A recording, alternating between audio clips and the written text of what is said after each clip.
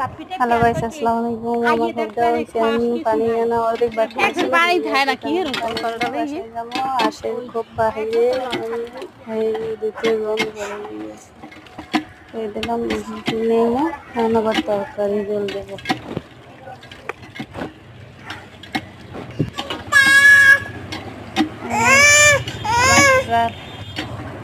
কলটায় আবার পানি থাকে না মোড়ে ওরে আবার ধরে লাগে। আমি খপ দিতে গিয়েছি, হাঁসের খপ সাথে গেছি, আসে এই পানি আমার জালে আবার বইরে রাখছে। আল্লাহ দিচ্ছে ভালো হচ্ছে। বাহিরে আসে খুব